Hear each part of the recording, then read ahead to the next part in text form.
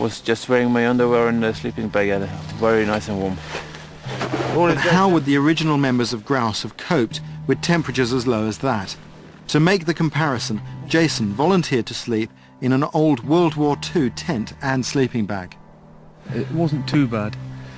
You'll notice it's quite big at the top, so I'd imagine it's designed to wear a lot of kit inside it during the night, as I am now. It's very, very big, so you've got a lot of surface area to try and warm up, but yeah, they would have worn most of their kit inside it, I think. When I was a schoolboy, we do this every weekend. Sitting and waiting for the sun rising if it's good weather. But this is quite normal.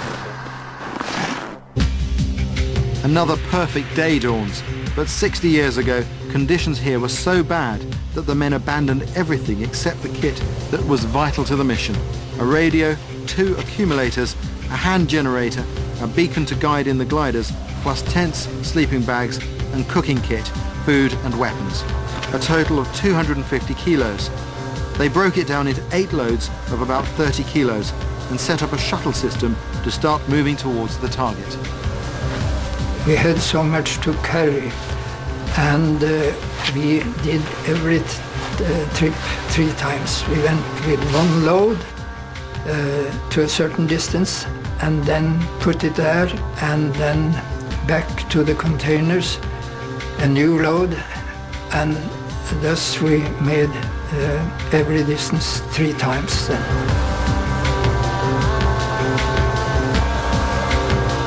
So to cover 100 kilometers from their drop zone to the target, they could expect to actually travel 3 times as far. Picking up the route where it passes their camp, our team is going to see how tough that was. Today they'll move half their kit to a new camp 10 kilometers away and then return for the rest, a journey of 30 kilometers in all. They'll repeat the process for 3 days. Seeing how the hard work and limited rations affects them should give us a pretty good idea of how the original team fared over the 15 days it took them to reach the target.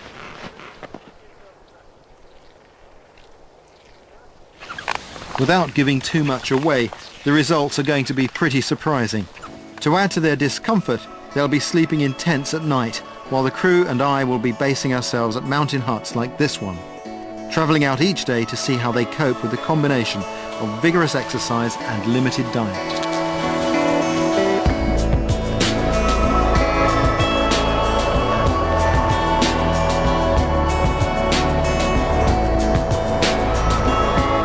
For us, cloudless blue skies and fabulous snow conditions make travelling on the Hardanger Plateau a pleasure. But 60 years ago, the men faced unimaginable hardships, later described by the grouse leader Jens Anton Poulsen in his official report. The snow was heavy and deep, he says. The men who went out of the ski tracks sank up to their knees. There was surface water on the ice, and we had our feet soaked the whole time. This is what he was talking about. If you look under the snow on most lakes, you'll actually find water. And the reason that is there is as the pressure of the snow falling on top of the ice pushes down, it forces water up through little cracks that exist around the edges, and it seeps out across the lake where it's insulated from freezing by the blanket of snow. Now, it must have been a lot worse than this back in 1942, because in Poulsen's report he says that each day's march was sorrowfully slow. Meanwhile, the shuttle continues. Thomas is at tonight's campsite, putting up the tent so that it will be ready as soon as everyone finishes. Preben is still on the first leg, having loaded his pack heavier than anyone else's. And Jason and Adam have dumped their first load and are on their way back for the second. How's it going, fellas? Not too bad, we've already done the first leg.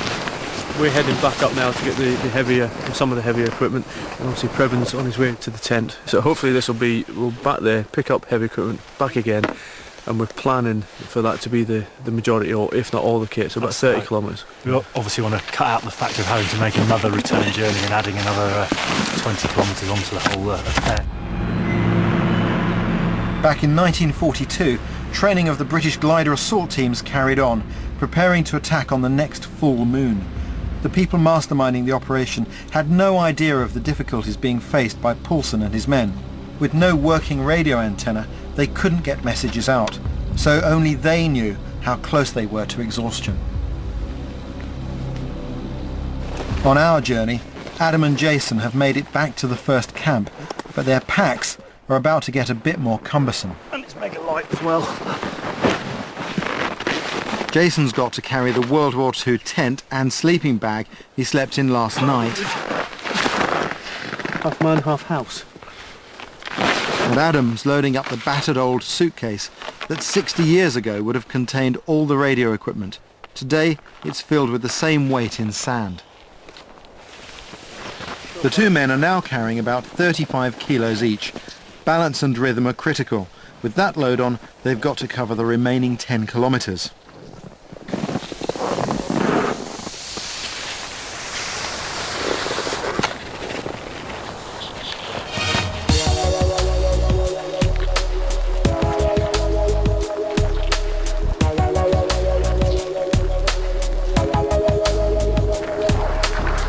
Shuttling gear like this could have become soul-destroying, especially in the conditions grouse faced 60 years ago. But the original team had been hand-picked for this job. All had been desperate to get back to Norway and take part in the war, and this was their chance to prove themselves. The most important thing, what I had up here, the mental attitude, their willingness to see it job through. And I knew I wouldn't have that problem with my comrades.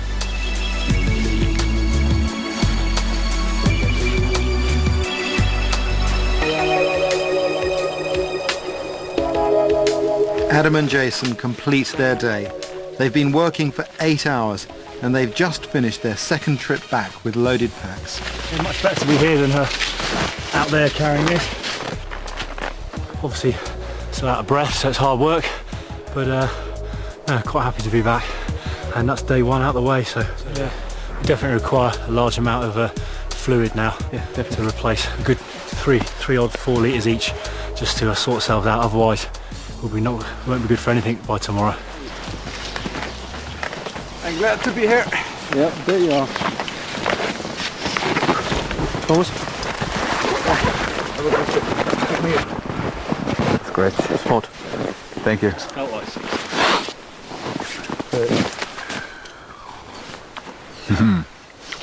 Good? Yeah.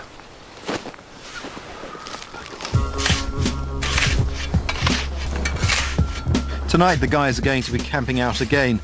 Their tents will provide some protection, but for morale there's nothing like a good fire.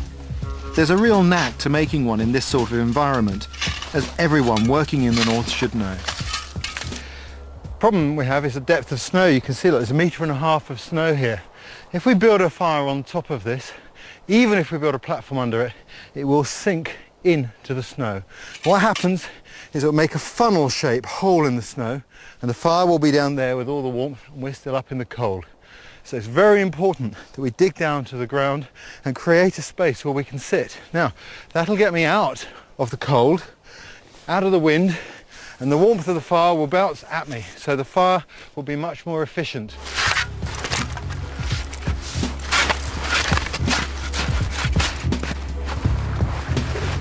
There's my seat, nice warm seat.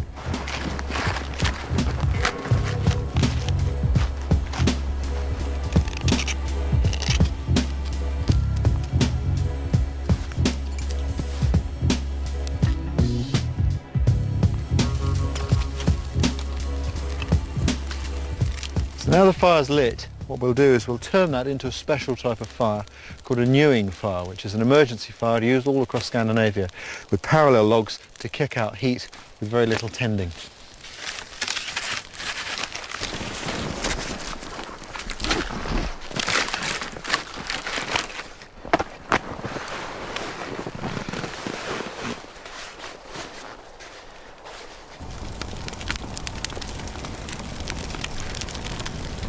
Our grouse team have all spent months on military exercises in this sort of environment, so as they get ready for another night in sub-zero temperatures, they really know the value of a simple fire.